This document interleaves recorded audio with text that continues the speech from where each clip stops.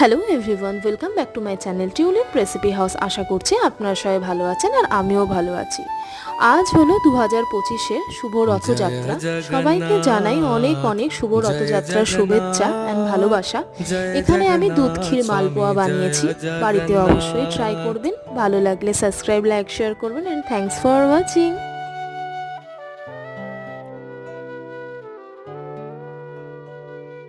জয় জগন্নাথ জয় জগন্নাথ জয় জগন্নাথ স্বামী জয় জগন্নাথ।